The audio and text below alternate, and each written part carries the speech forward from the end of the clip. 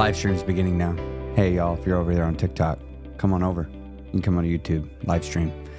It's a new thing I'm doing now. I got the camera over there. I don't think it's showing up. Let's see. You can kind of see it. It's right over there. Got the paper here.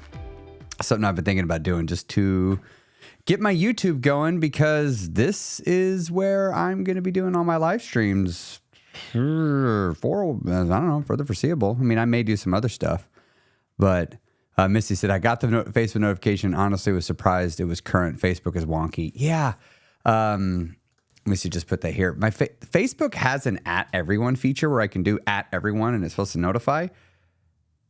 Sometimes it tells people and sometimes it doesn't. Like, I don't even know why offer me the feature if it's not going to work. Amanda, a couple days early. Just a bonus. I actually, years ago, used to do these all the time. I used to do lives way more. It's just things got busy. And I started the guild a year and a half ago. And it's just, that took up a lot of time because I go live in the guild constantly. I'm constantly live in the guild, and that's all scheduled and whatnot. But sometimes I go live other days. This is how I used to do it. So a live midweek. Yeah, I want to be doing more live streams. So part of some of the updates I've done here is to enable it to make it easier to do live streams. You won't know this, but this whole studio thing's been set up in a way that's, I updated all the computer stuff and to make it easier for me to go live. So yeah, you're getting a bit of a bonus live, I guess. So hi, Karen. Let's see. Do I have more than 500 followers on Facebook? They have caps. I don't know. I can't really look because my phone's over there. I mean, I think so. Oh yeah, I do. But I do it in the Facebook group is where I do that, Mike. Karen's just saying hi, Amanda.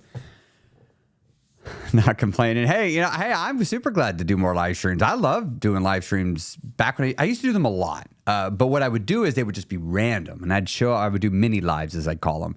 Like, let's say I found myself with a spare 30 minutes in my calendar. Like, I was doing something got canceled, something got shuffled around. I'm like, oh, I got a little bit of time.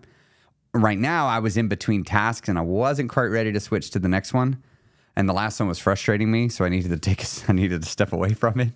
And I was like, well, I've been wanting to do this live stream thing for a bit. So I thought, I've been wanting to do it where I put TikTok up, which some of you may have done it. And I have just that note. This is, hey, I'm doing live on YouTube. And then people come over here and I put the link in my link tree. So we'll see how this works. We'll see how this goes. I like the YouTube platform a lot more. So yeah, yay, more lives. Mike, the things get weird over 500. Yeah, I don't know. I mean, my group's been over 500 for a minute, and it used to work regularly. Like the @everyone used to be a pretty reliable thing. It is super unreliable now. Super unreliable. Anyway, hey, if you got any questions, feel free to ask your weight loss questions. I'd love to answer them while we're here. Part of why I got in here is I wanted to do a little bit of setup and a little bit of tweaking here. To my buttons and everything. And I thought, well, I could do that just by myself. But I thought, if I'm going to hop on here, I might as well just do it live, right? I mean, I could. I'm here. So that's what I'm doing. That's what brings me here today. I'm setting up some stuff. And I just decided I wanted to do it while you were all here. Now, hold on. This other window is not resizing. So some of the things like I want to do, like some of y'all here, I'll show you this. This is what this is like a splash screen that shows in my guild where I'm doing things before they begin. Normally it would look like this. We'd have some fun music playing while you wait. But that's set up for my guild. I wanted to set something up for here to do stuff. Let's see. Mike, we do Facebook events. No, everyone gets the invite over 500. Interesting. Yeah, I don't know. I'm not really doing much with Facebook. I'm using Facebook a lot, but I don't really use it for events or things like that. It's just quirky. But I'm really liking YouTube a lot. So, what questions y'all got? Anybody got any questions? I've been thinking a lot about something lately. What is a thought? I was talking with Candace, my wife, about that the other day. I was like, I can point to my fingernail. It's right there. I can point to my skin. I can point to my eye. I can point to my blood. Like I could point at a specific blood cell. I can point at a neuron. But what is a thought? Where do I point at it? And I've really been thinking about that. And I know that's not a weight loss thing. But I think in those terms because so much of weight loss has been learning how to work through my thoughts. And I got really hooked on that while I was losing weight, this working on my thoughts business. And it's never stopped. I've still continued with it. But that's been a current line of pondering. So I'm curious what you think. What is a thought? I don't have an answer. Like, I don't know. That's my current riddle I'm attempting to solve is what is a thought? I'm enjoying finding like the limits of my comprehension of myself and seeing where it goes. I think that's fun. Mr. and Mrs. Green, eating the same things weekly feels like it helps me stay consistent. Is it better to mix it up? I ate weekly. I liked eating weekly repetitively, like week in, week out, but change it up sometimes. You'll find that life will often change it up a little bit for you. Won't make it too difficult, but definitely shaking it up some is going to be good. It's going to keep your body guessing, keeping it needing to adapt. So eat repetitively, but don't be afraid if you need to change it up a little bit. Christopher, great name. Is there enough difference in calories between cooked meat versus raw to stress over it? No. Wow, that's the best way to ask. No one's ever asked it that way. Everybody says like, should I weigh it raw or should I weigh it cooked? Or like, this one's better, right? And I love how you're just like, I'm going to accept that the answer might be I just need to not worry. And you're totally right. Like, just don't fret about it. Just don't fret. Technically, the more correct way to do it is after it's cooked. But a lot of meat, unless it's really fatty, the margin of error is not that high. It's really not that big a deal. So I don't fret about it. I've never have. Hope. A thought to me is my unconscious and body talking to me somewhere in the brain. Well, but... here we go. What is 2 plus 2? My brain just told me 4. That was a thought. That was very conscious to me. And that's what I try to think of like thoughts or, when I looked at that gator room, my brain is always like telling me things, but like, I don't know. I like trying to contemplate myself, like to understand what I am. I feel like that's what sets me apart from the dogs and the cats. I don't ever see my dog, at least I don't think my dog is trying to contemplate her own existence. And it is funny that I've reached that point in my life where I am that guy that goes around contemplating my own existence.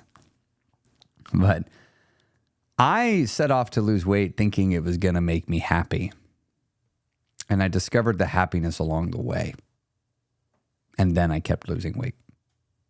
I find that to be an interesting thing. Because in the past, I set off to lose weight and I didn't find the happiness along the way.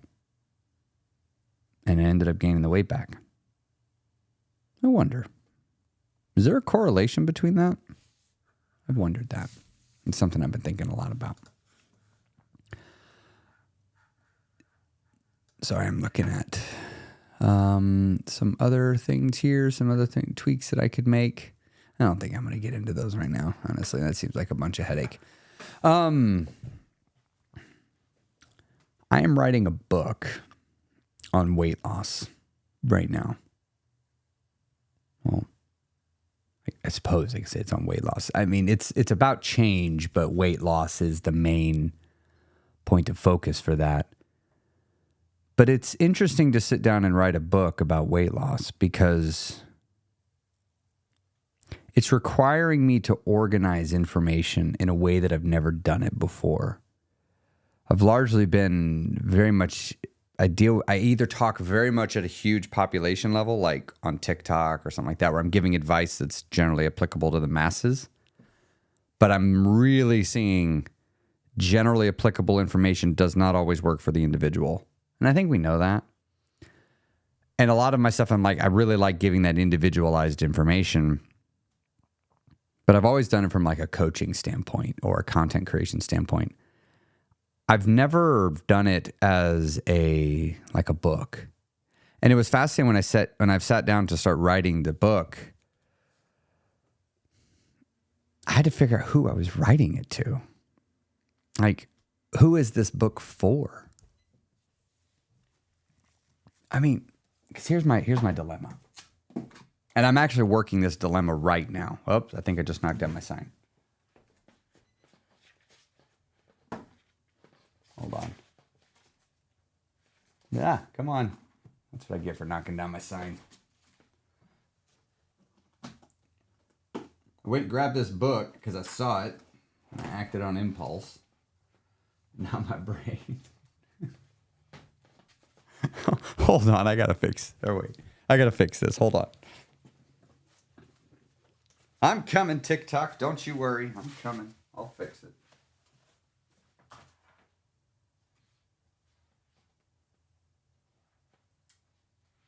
Wow, that does not want to cooperate. There we go.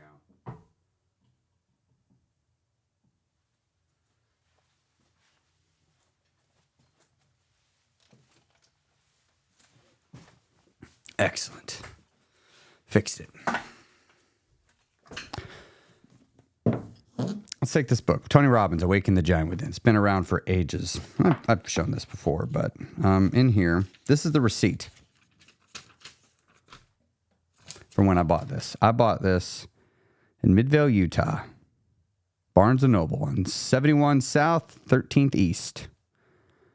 July 6th, 2004. I bought this book. And I read it. It helped a little.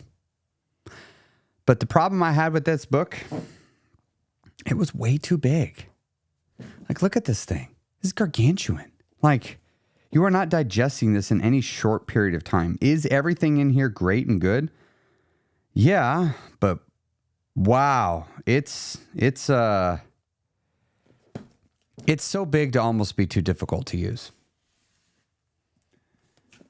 But I have some other books up there that are business books. Let's see. I think I've given away all my other copies. Like, I have one of my favorites. Yeah, I've given it away. It's not up there. Actually, I need to find that copy because I love that copy. It's The 1 Minute Manager. I love that book. The 1 Minute Manager. Or was I like 18? I was 20 when I got it. But The 1 Minute Manager. It's a short book. It's little. I read it one sitting. It wasn't long. Completely, especially one of the follow-ups, The 1 Minute Manager Meets the Monkey, completely overnight revolutionized how I manage people and how I manage my job and immediately changed my life. It was huge. And so I've been really thinking, and I have a coach that's helping me. I hired a coach to help me write the book. And we were talking in my last session about length. I was like, how many words should I be shooting for? And it's interesting. I was really thinking, I was going into that conversation thinking it was going to be a book like this, a big meaty book with a lot in it. But I've walked away thinking that maybe I should focus it up more. And then or just expect to write multiple books, right? Instead of trying to put it all in one, let me narrow it up and do that. That's what I'm thinking. But I'm centering the book around why we gained weight and what to do to get started. Like, I really think I'm making the book for those at the beginning of the journey. It would apply to everybody.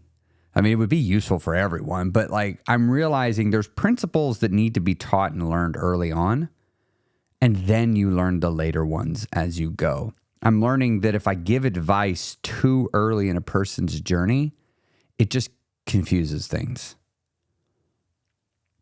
Let me think offhand if I can think of an example of where giving advice too early creates confusion. I'm putting myself on the spot here. Okay. Nickel and diming calories. If a person's been dieting for a long time, they got pretty much a good mindset. They've lost a bunch of weight. They've been tracking calories off and on for a year, 2 years. Sometimes we have a conversation where we are just like nickel and diamond calories. Like, here, you can shave 10 calories off here, shave 100 calories off there. Maybe you can shuffle this around, sit in your hunger this afternoon. Having that conversation with a beginner, it does not work. It does not work because they take all the wrong lessons away. They take all the wrong lessons away. But when a person gets to that place, they want to know the nuance because the reality is what you do won't work forever. You're going to have to make changes. Let's take this from business. The way I would manage when I was an early manager, only managing 1 or 2 employees worked. But that same way of managing would not work when I have 200 or 300 employees. And the way I manage 200 or 300 employees wouldn't work for the way I would manage 1,000. I've done all those. You have to change and grow and adapt and find new strategies. Now, I can see how the basics I learned managing 1 or 2 people were carried through to managing 1,000, but the application of it is wildly different. There's so much more nuance to it. There's so much more complexity to it. Everything becomes multifaceted. Everything. When something's at the ground level, things aren't really multifaceted. Sometimes they're really cut and dry and black and white. Like in the beginning, when a person's 350 pounds, it's real simple. Track your calories for a week or 2 and then lower them. And then the scale will go down. You don't even have to go that low. The scale will go down. That's not going to work the whole time. Like eventually you're going to have to make changes. Eventually you're going to do something different. That's super normal. So, Amy asked, how do you take control of your mind if you're an emotional eater? How do you take control of your mind if you're an emotional eater? That's a fascinating way to ask that. Hold on, I need a moment to ponder on that for a second. How do you take control of your mind? The reason why I'm struggling with that is because aren't you already in control of your mind? Like, if you're not in control, who else is? Like, I'm in control of me, but I definitely hand things off to habit and get in and, have these habitual thought patterns that fire off. A good example of that would be my favorite, because it happens to most of us. If you've ever moved somewhere in the same town, you find yourself autopiloting to the wrong destination. There's a house where I live, where I grew up. I haven't lived at this house in 20 years. The other day, like twice in a week, I started autopiloting to that house. I don't know why. I just did. I'm driving. I'm like, wait, why am I driving here? I'm not going to this house. I don't even need to be over here. And I'm driving over there. Chances are I was checking out at one moment and my habitual thought patterns kicked in and I'm in an old familiar part of town and autopilot took over. So I'm assuming in your question, Amy, you're talking about that. You're talking about the mind's ability to habitualize our behavior and we can just sort of consciously check out. I'm assuming that's what you're talking about because as far as I understand, we're always in control of our brain. I mean, nobody else is. It's just us. But we don't always understand how our mind works. We don't always understand how we work as an individual. But maybe you didn't have a good teacher, right? So when I hear this, this is like, I'm trying to think, what would I need to teach you so that you can do this? Because ultimately, you need to be the one to do this. No one else should do this for you. Even if they can, they really can. But even if they could, they really shouldn't. You need to do all this for yourself so it sticks. So the first step is you must spot where you are operating on habit. So I'll just give you the first step. Because judging from this question, it sounds like you're at the beginning phases. Step 1 is create awareness to the fact that there's an outcome you don't want to have. Step 2 is begin to root cause into that. And this has landed you to the place of emotional eating. Now you're like, okay, the emotional eating is a contributing factor to why I'm overweight. The emotional eating is a contributing factor to why I don't finish my diets. Emotional eating is a contributing factor to why I continually gain weight over time. I would like to stop this emotional eating. But it seems to be outside my ability to get myself to stop doing that. That's how it feels. It's not, but it feels that way. And so you want to, as you said, take control of your mind. Makes perfect sense that you'd want to take control of it. But what it is you need to get yourself to do different behaviors. So we've created the awareness around emotional eating and we want to do something different. Well, now we need to go even further back. So we've done the overeating. What's the root cause of, or overweight? What's the root cause of being overweight? Overeating. What's the root cause of overeating? Eating when I'm not hungry. What's the root cause of eating when I'm not hungry? As you worded it here, being an emotional eater. What is the root cause of being an emotional eater?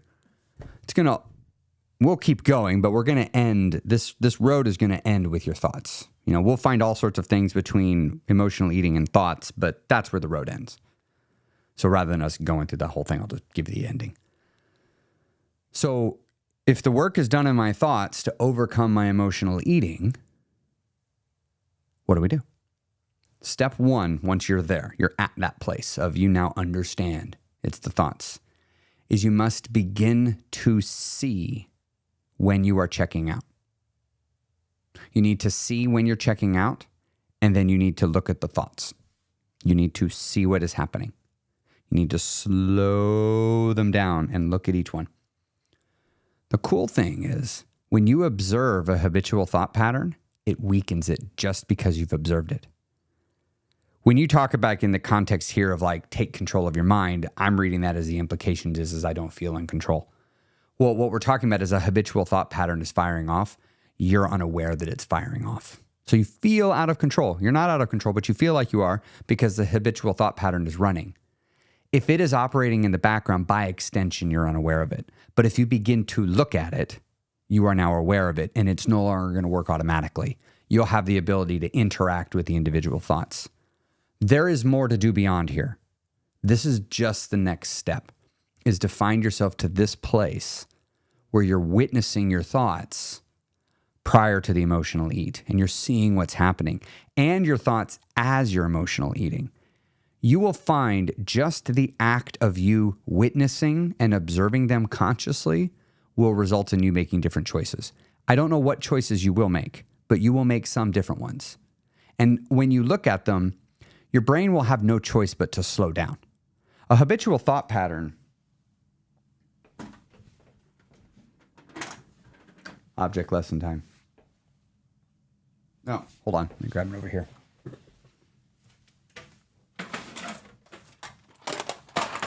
This is how I've been teaching it in the guild to people. You can think of habitual thought patterns as like dominoes. So what's happening is behind the scenes, you don't even know it. You don't even see it. Your brain has created this series of thoughts. And it could be thoughts and questions, and thoughts have all sorts of things. Questions, actions, responses, conclusions, all sorts of stuff. But let's say this trigger is stressful event, and we'll say this outcome over here is emotional eating. Your brain has all these created, and you don't even see it, right? Like, you don't even see these here. Let's see here, get that where we're kind of covering. I know it's kind of small, you may not be able to see it, but your brain doesn't even see it, and yet the trigger can still fire and go off. What you're going to do, here, let's set this back up again. I'm making this object lesson up on the spot, so hopefully this translates through. What you're trying to do is to lift this up and go, oh, that's what's happening. There's this string of dominoes firing off. So this time when you see the string of dominoes, maybe you'll get yourself not to trigger it, but at a minimum, you might be able to go, well, let me just stop them here. And let's decide, no, I want to go this way. And you see, it never even happens. I'm taking several concepts like pattern interruption and reframing and refocusing and just glossing over them briefly. But by and large, to your question, Amy, it's you start with looking and observing. That's where you begin. And you go from there and you see what happens. It's be kind of a fun little journey. Great. Thanks for asking that. Oh, Bert, in response to what I was saying about the book, eventually the old becomes the new again, just in new ways. 100%. I'm constantly coming back to the basics in not just weight loss, in so many parts of my life. Content creation, I'm regularly coming back and working the basics regularly. Things in running, my thing. Right now I'm all about the basics because that's where I'm at. We're rebuilding. Writing, it's all about the basics. Mr. and Mrs. Green, social media blasts us with so much information, but just getting alone with yourself and the guilt is life-changing. Oh, well, glad to hear that. Glad to hear that. Book 1, Eat When You're Hungry. Book 2, The Marathon in the Middle. Book 3, The Last Pound Suck. Book 4, What's Next?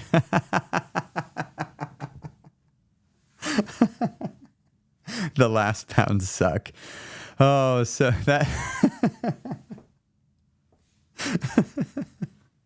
That would be a fun book. Amy, yes, I meant habitual thinking. Thank you. That's helped. Excellent. Good, good. So just go look. And when you've looked, when you have seen it and you have witnessed it, come back and talk, and we'll talk about what's next. What goes after that? That's not it. That's just first big step is awareness. Maureen, first time getting to watch live. Well, welcome. Glad to have you here that you're able to watch it live. Welcome, welcome. When is your ultra running coming on YouTube? Oh, God, it is. That has been a back burner project for damn near a year. It's the editing, honestly. It is 70% done. I really need to just push and finish it. It's just, honestly, it's the guilt. Anytime I'm very clear in my life about my priorities. That's something that started on my weight loss journey. It's a big part of what's helped me keep my emotional eating at bay is I'm always clear on my priorities and I'm living a life that prioritizes my priorities. Now, for this to work, though, I had to become totally tranquil in the face of my actions disappointing another person. Like, I am at a place in my life where most of the time I am totally indifferent to the fact if my actions are disappointing somebody because I'm not doing what they want me to do. Like, I've kind of moved past that. And so I, at any moment, know what my top 5 priorities are. And the reason why that's important is because if I can only get to 5 things, it's going to be these 5. Now, obviously, I don't do 5 things in a day. But one of the things that happens is like, if I could be working on this, but I could be working on this, it's more important, this thing loses out. And unfortunately, the marathon video is more of a passion project, so it always is getting bumped out. But for me, I see here you're putting, oh, I never read this or something else. So in my priorities list, it's work-life integration. It's all in there. I have so many personal video and photo projects that I really want to get to. But it's just like, I usually use all of my creative energy for that stuff on higher priority tasks, like a weekly podcast, guild meetings, where I do, for many of y'all haven't seen them, but many of y'all have seen them. You're guild members. I see your names. Like, I put a lot into the presentation. I mean, it's usually 2 to 10 hours for a presentation just to do the slides. And so it's like when I sit, I could work on that or I could work on the video. So that's where, unfortunately, because I want to see it finished too, and I really like the editing I've done so far, it just keeps losing out to other things that have been higher in priority. I am working on getting some of the post-production stuff streamlined. I'm working on getting some of the post-production stuff off my plate. And with my wife, Candace, my stepson, Bobby's my first official, regular employee, which is kind of cool. That I was my dad's, my dad's company was my first job, and it's kind of cool seeing that here. But anyway, oh, wait, no, my dad's wasn't my first job. Why did I think that? But I was one of my dad's first employees. That's what it was. Yeah. I don't know why I just said that the way I was, because my first job was McDonald's. I actually had my name badge up there. I was 14. Didn't have it very long, though. Anyway, I'm offloading some stuff, but yeah. Oh, I see Candace saying here, I could do it on vacation next week. I could. I might. I mean, I'll have the files. Maybe I would. Maybe next week would be a good time to do that. Work on vacation. Well, Carrie, the ultra video would fall under personal for me. 100%. Because again, it's just a fun project. I'm usually, even on vacation, I'm making videos and I'm doing photos. I'm doing all the same stuff. I just shift it to my personal life. It's really nice. The last marathon was inspiring. Well, thank you. The ultra will be different. It'll be different than the other one. Maureen, how can I get moving when I have a really hard time finding time? I'm a home health aide, just can't find time. You're just going to have to make it. You're going to have to make the time. Maureen, I know nothing about you. I don't know anything about your personal life or whatnot, but let's pose a hypothetical. Actually, yeah, let's pose a hypothetical. I'm talking to a client, we'll say, and the client tells me something like this. What you just said, I have heard many times. So I'm gonna take about 3 stories and mush them together because I want to anonymize. Client says to me, just like this, I know I need to get moving. I know I need to make time to do these things, but I just can't find the time. There's too much going on. Okay. All right. We're working through that. And then in this hypothetical, say 2 weeks later, it's like, hey, this is getting even worse now. Like, well, why? It's like, well, I just found out my daughter's pregnant with her first child and I got it. The doctor says she's got to be on bed rest. I got to help her. And like, oh, wow. But I thought you didn't have time. I know. But I'm just, I don't know what to do. She's got to have help. I got to help her. And I mean, and her husband, he's working all the time and it's like, she's coming to me and I guess I'm just going to have to figure it out. I'm going to have to make the time for that to happen. It's like, oh yeah, you probably are going to have to make the time for that to happen. And then you go and you help the daughter that's on bed rest. This is a fictional story.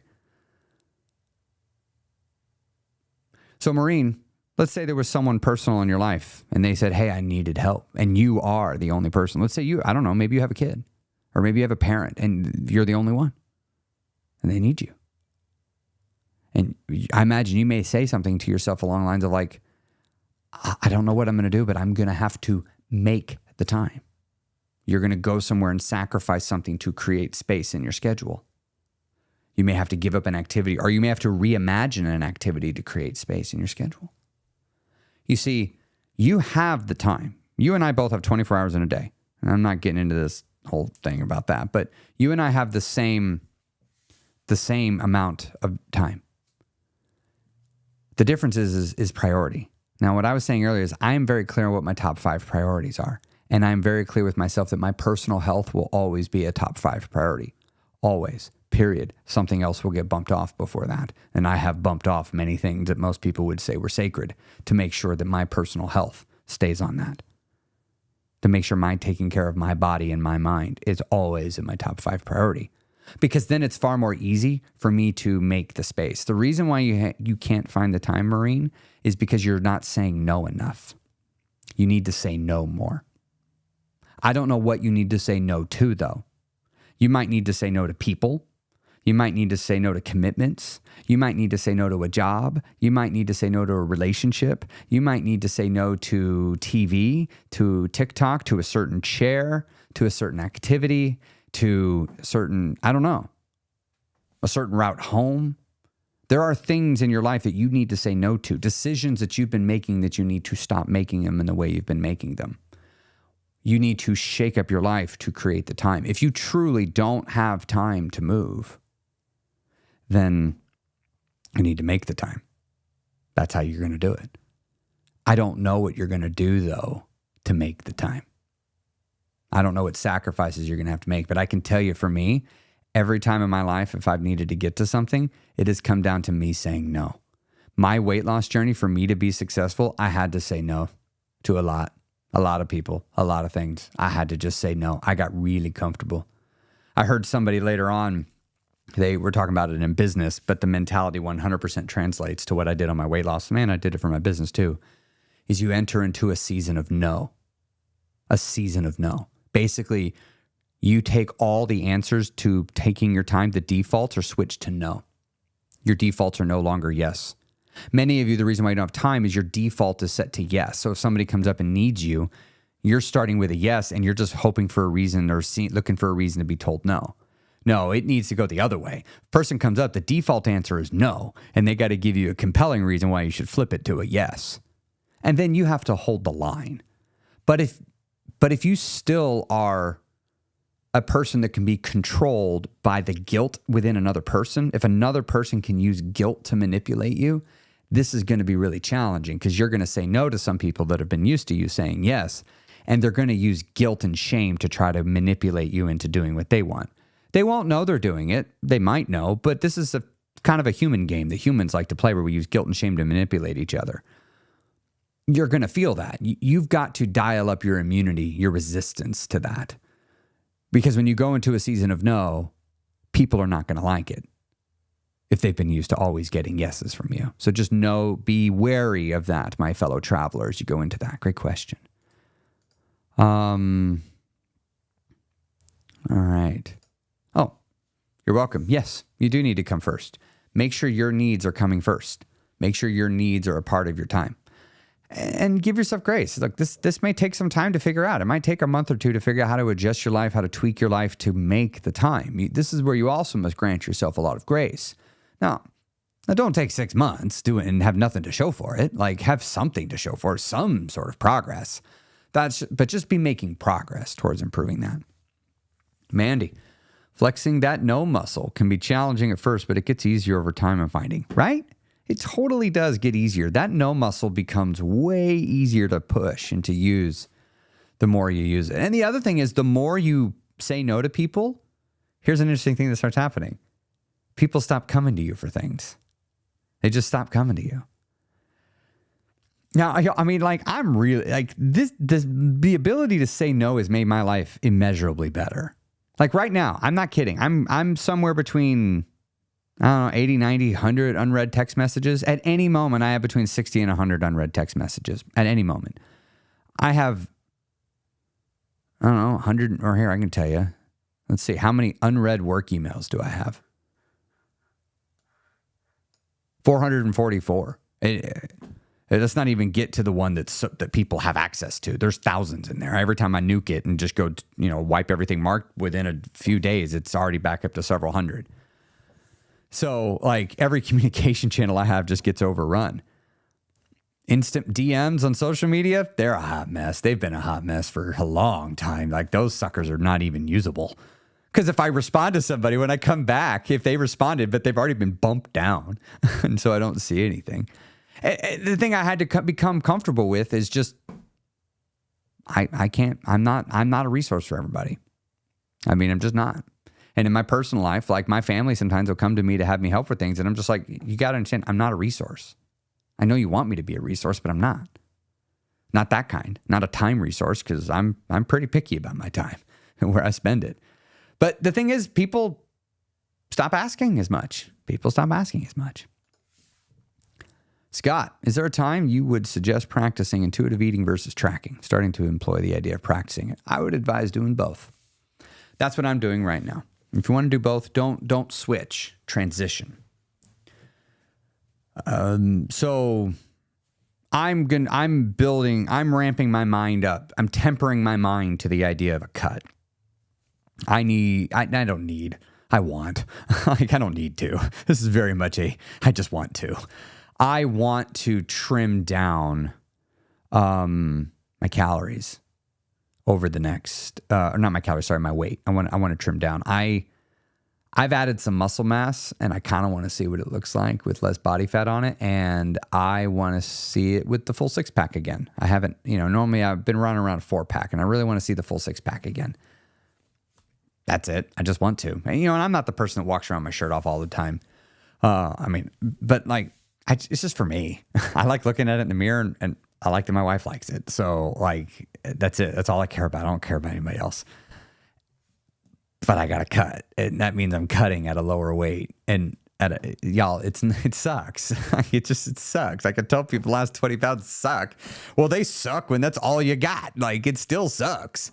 And so for me, I only need to peel off like 5 or 7 pounds, but it's like, it's going to suck. So what I'm doing is I'm tempering my mind. So I'm tracking and intuitive eating at the same time right now as a precursor to scheduled eating, where I'm going to plan out calories. In this particular phase, the intuitive eating is I eat what I want. I let my mind pick. Like, I listen to my hunger, I listen to my cues, and the tracker, all I do is I'm adding what I picked. So I'm not pulling out my tracker going, how many calories do I have? I'm just going, it's lunchtime. How hungry am I? What do I want to eat? I eat it, and then I figure out the calories of what I'm eating. Like, when I serve myself, I don't go, okay, I'm going to do 2 ounces of this, 3 ounces of this. I don't do that. I just set it there and I just go, I want that much of this. And I write down the number. I'm like, I want that much of this, write down the number. So it's all odd, wonky numbers, because I'm just loading my plate how I want to. When I make my sandwich, I don't guess. I just weigh. I'm like, I want that much meat. And I put it on the thing. I'm like, I want this much cheese. Like, and I just weigh it. And then I'm like, okay, that's how many calories I did. That's how I intuitively eat, but track. I'm just keeping notes on what I ate, but I'm making the decision before determining the calories, if that makes sense. Whereas when I switch to the more regimented style, I will have a calorie target and I will determine the calories before I eat it. Like I will know that everything in front of me, I can eat this. And this fits in my targets and I'll know exactly what it is. Now I see here, Scott, you're added that I have some experience in my belt when it's hard to track vacation. So yeah, all right. So I still stand by with what I would say is I would not switch, I would transition. I have witnessed many people go from tracking and then switching to intuitive. It never works. I've not seen it work for anybody. I've seen it work for lots of people where they transition. But when it's just like, I'm tracking and now I'm not. And then they move on. It's like, no, because your intuition needs some calibration. You'll find when you first start listening to it, you might slant a little high or maybe even a little low. So you need to know that when you're tracking. And it gives you the confidence. So that's how I would approach it in that regard. Carolyn, I question why I don't want it badly enough and why I let stress take over my life and not put myself first. Well, Carolyn, remember, you are putting yourself first. Like everything you do to serve yourself. That's like what humans do. Very few of us do something out of a 100% purely altruistic reason. I mean, ego is something we all have. Everyone has an ego. And so I want to just be clear, like you are putting yourself first all the time. But it's, are you moving towards the thing that you want to do? Well, in the moment, you might be wanting to turn to food more than you want to lose weight. I mean, that's usually what it was for me. Usually when I was in a situation, I wanted to get through this situation and just eat more than I wanted to figure out a way to eat something that would result in me losing weight. Sometimes I just didn't even want to think about it. So, Carol, I think, when this is, you need reasons. You need reasons why it matters to you, but then you got to keep those reasons front of mind. You got to think about it all the time. This is one of the reasons why I like tracking, is because it keeps your mind present to the act of eating. You don't have to do it tracking. Really what I want you to do, if we just boil it down to its most basic, is I want you to be present when you eat. I want you to be aware when you're eating. I want you checking in with your body when you're eating. And if you're hungry, eat. And if you're not hungry, don't. And just separate stress from it altogether. But if really what I'm hearing you say, though, when you say, I let stress take over my life, I'm hearing somebody that is living a stressed life. I'm not so much interested in your weight loss, Carolyn, by this. I'm more interested in how much longer do you want to live a life that stresses you out this much? I'd be more interested in seeing you shift that. I'd be interested in seeing you move towards a life that makes you less stressed. Losing weight's not going to make your stress go away. You'll just be stressed and thin.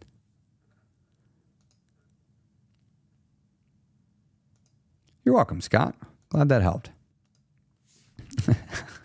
Straight up, I only want to lose weight so I can look good and get girls. Respect. Look, y'all, I don't have a problem with this.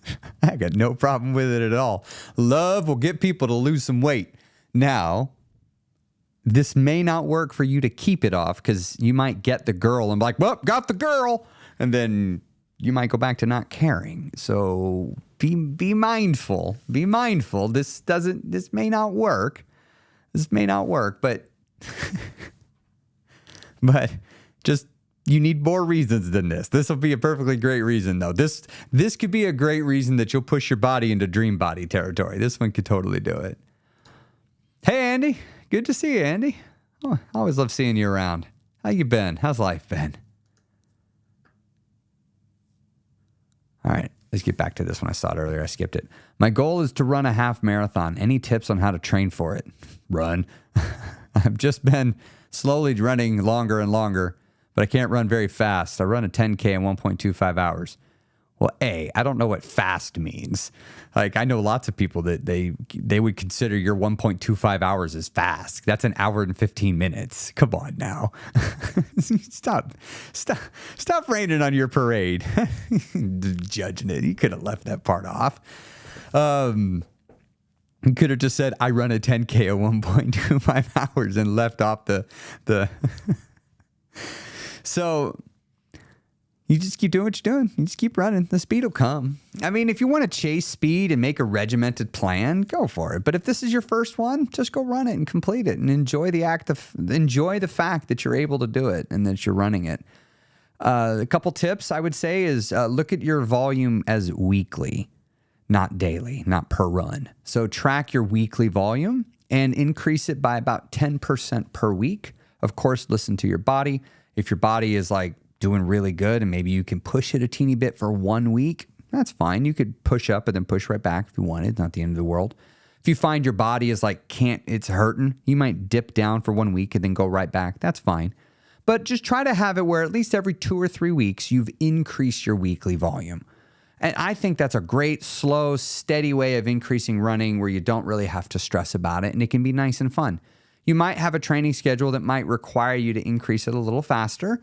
And that could be the case, but depending on when your race is, you may have plenty of time and you wouldn't have to worry about that at all. Let's see here. Joe. Hey, Joe. Once I learned how to say no more, I saw it freed up more yes for me. It didn't make me a no person. Yeah, exactly. Saying no doesn't make you a no person. That's a great connection, Joe. If anything, it makes you a yes person. But you get to say yes to the things that really matter to you. A phrase I've latched onto now for years is I want to say no when I could say yes, because I want to say no now so I can say yes later. And yeah, I love this. This is like saying no doesn't turn you into a no person, it turns you into a yes person. I like that. Jen, what about subconsciously not losing because you're afraid you will meet someone and then get hurt? Deep stuff. I mean, deep stuff, but not crazy. I mean, I don't think anybody here right now is going to be like, well, that sounds far-fetched that a person might do that. No, I think all of us in here be like, yeah, I could see that. Yeah, that makes sense. That checks out as a thing a person might do. I've been hurt in my past. I've been hurt pretty bad. I know lots of people have. In fact, I know very few that haven't. I mean, I know there's people that haven't had the privilege of enduring a very stinging bit of pain in life. But when you're on this journey, this is why I think it's really important that you lose weight for yourself. I think it's very important that you change for yourself and not for others. That you find a way of living your best life.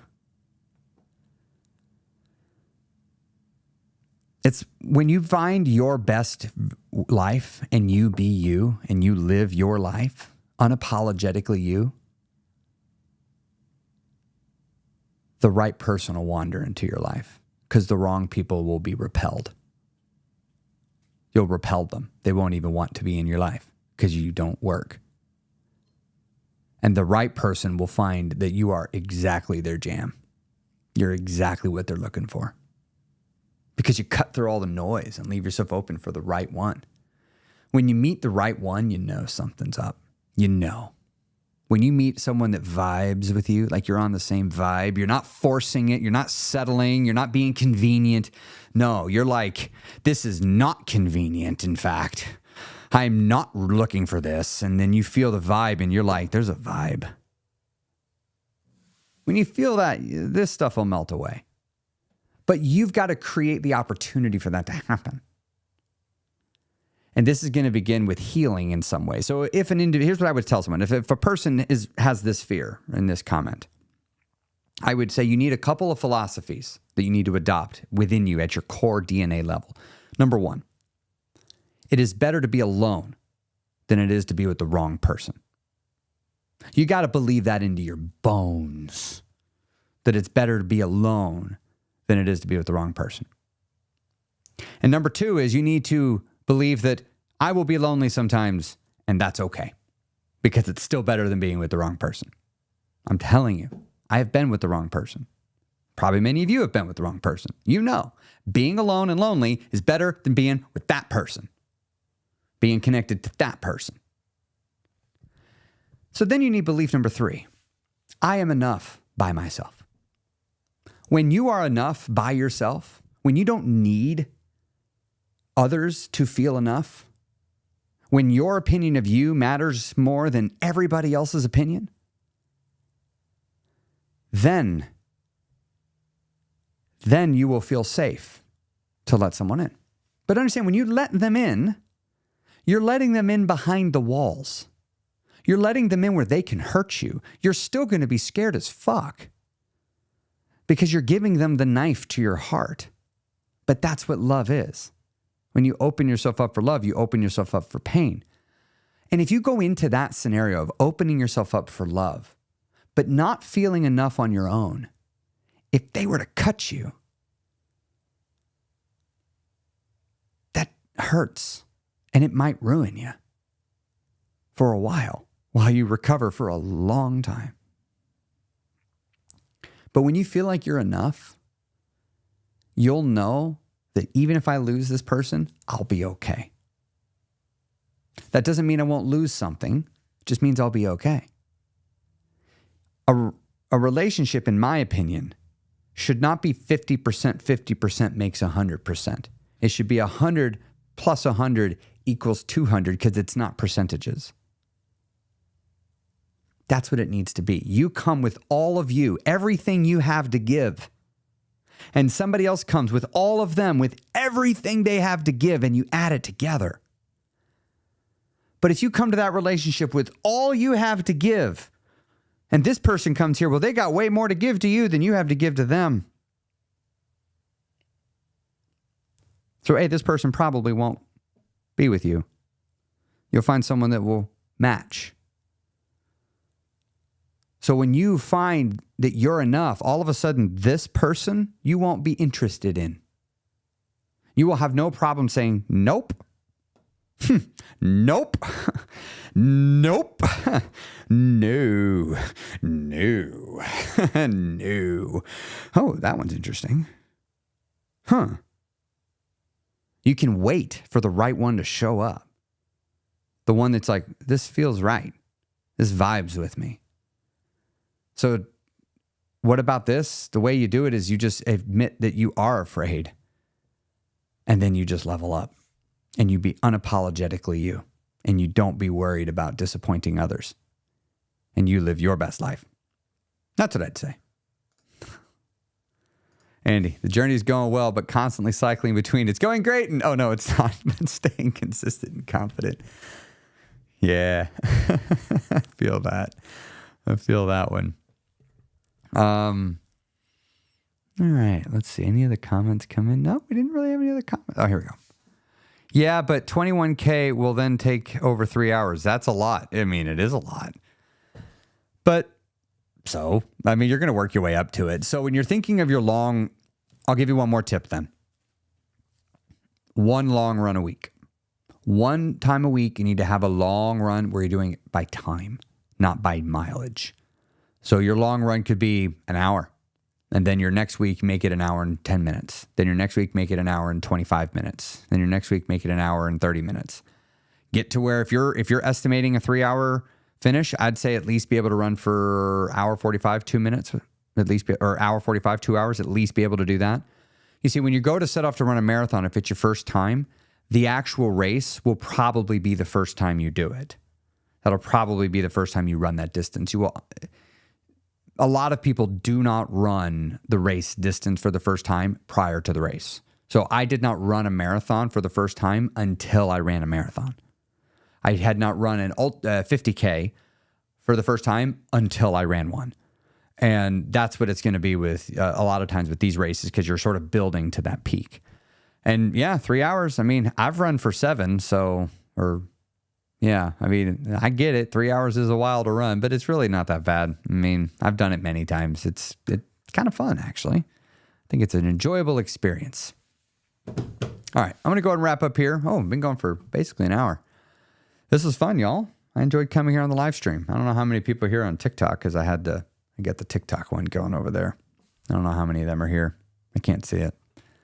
But I'll keep doing more of these lives. I'm on spring break next week, so I don't anticipate being live at all next week, but that's more because of a spring break thing. But I'll be back the week after that.